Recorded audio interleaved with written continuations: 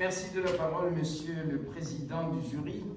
Monsieur le Président, honorables membres du jury, Mesdames, Messieurs, dans la nuit du 28 au 29 juin de l'année en cours, Carola Rackete, allemande de nationalité, capitaine de navire de profession, 31 ans de son âge, bravant l'interdiction de pénétrer dans les eaux italiennes et heurtant violemment la vedette des gardes-côtes italiens, accosta de force dans le port de Lampedusa, avec une quarantaine de migrants venus d'Afrique à bord du Sea-Watch 3.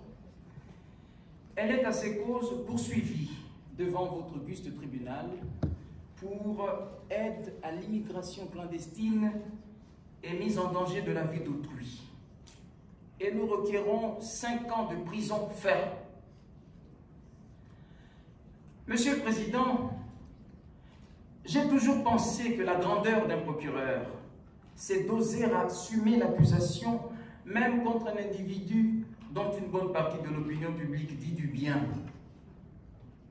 Le Parlement catalan a décoré Carola. La ville de Paris l'a envisagé. Et tenez-vous bien, plus d'1 400 000 € récoltés pour lui permettre de faire face à son procès. Bon Dieu, pour la première fois dans l'histoire judiciaire, un procès fait engranger des bénéfices colossaux aux prévenus. En ce moment même, j'en suis certain, des biographes de tout acabit se bousculent devant la porte de Carola, prêts à faire d'une personne ordinaire un personnage mythique. Et manifestement, Carola elle-même se plaît à incarner ce sacerdoce qu'elle se découvre. Allez-y lire ses tweets. Elle veut désormais parler comme un oracle. Que des déclarations grandiloquentes promises à marquer l'histoire. Si nous ne sommes pas acquittés par ce tribunal, nous le serons dans les livres d'histoire. Vous ne le serez pas. Je vois comme une obligation morale d'aider les gens qui n'ont pas bénéficié des mêmes conditions que moi, soit. Mais dans tous les cas, ayant pris acte de toute cette vague de sympathie pour Sainte Carola, le parquet a légitimement estimé qu'il faut pourtant qu'elle passe en jugement et qu'elle réponde de sa témérité. Et puisqu'on y est, ne prenez pas la peine de me rappeler mes origines africaines, ni de me rappeler que ce sont en fait mes frères de race qui eussent pu périr dans ce navire. Je suis procureur, et mes frères et sœurs sont ceux qui écoutent les mots doux de la loi sur l'immigration et qui les mettent en pratique. Telle est la haute idée que je me fais de mes fonctions. Venons-en aux faits. Monsieur le Président, Carola, en fait, ne nie pas les faits, mais elle justifie son forfait. Elle a désobéi, dit-elle, pour sauver des vies humaines. Elle soutient, outre cela, que le droit maritime et même les droits de l'homme plaident pour elle. Eh bien non. Nous nous empressons de vous démontrer qu'il n'en est rien de tout cela. Et pour cause. D'abord, trêve d'amalgame. Ce n'est pas pour avoir sauvé des vies humaines que Carola comparaît devant ce tribunal. En réalité, elle avait sauvé les migrants 2 semaines auparavant, car déjà en ce moment-là, le risque de chavirement du navire était loin derrière. Le Sea-Watch 3 devait maintenant accoster, mais dans quel port? À Marseille, à Amsterdam ou à Lampedusa? Peu importe. Dans tous les cas, il fallait négocier. Négocier avec les États. Négocier encore.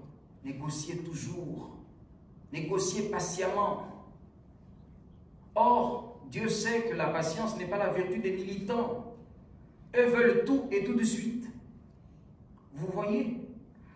C'est donc pour n'avoir pas voulu concilier son militantisme avec une certaine idée de l'ordre public international que Carola comparaît devant ce tribunal. Oui, c'est cette dictature du cœur qui est au cœur de ce procès. On avance que Carola craignait que des migrants fatigués et excédés ne se jetassent dans la mer.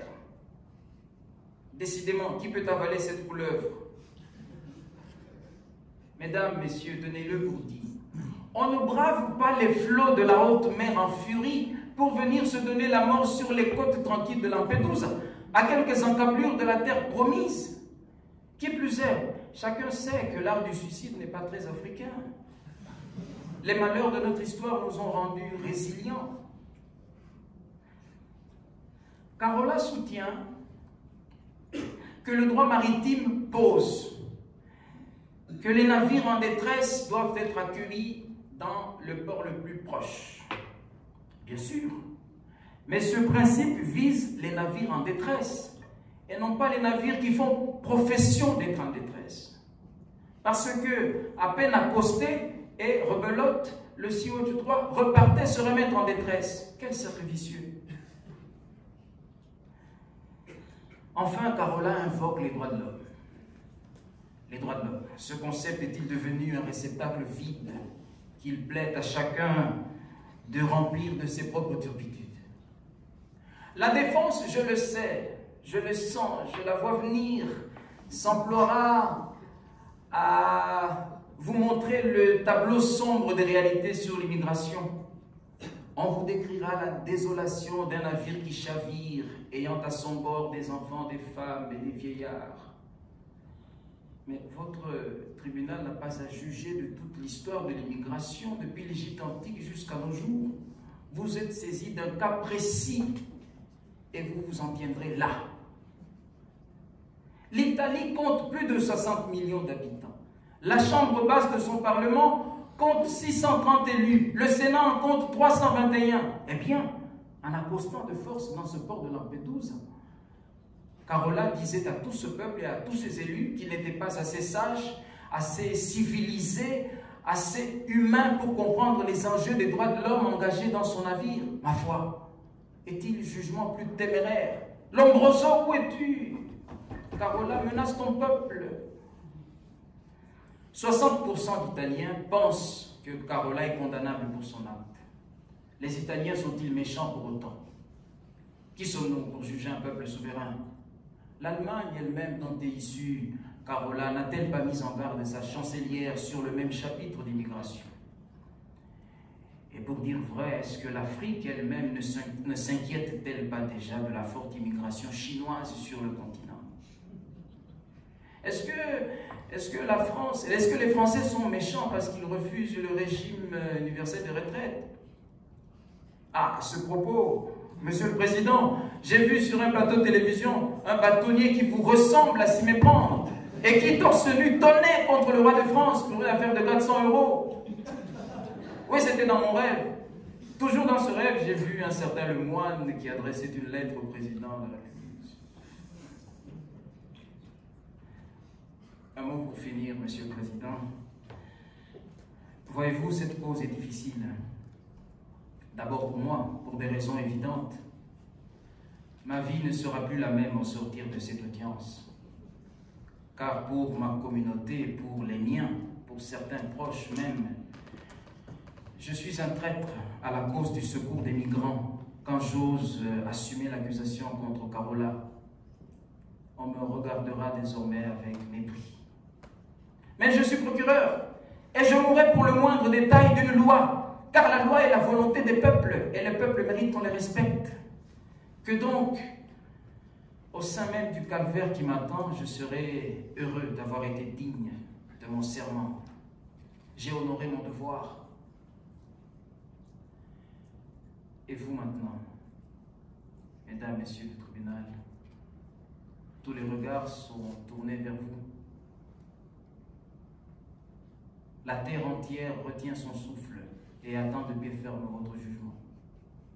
Là-bas, en Libye, les passeurs qui font fortune sur le drame de l'immigration, oui, ils attendent votre verdict pour voir s'ils peuvent continuer à envoyer sur vos côtes des migrants toujours plus nombreux.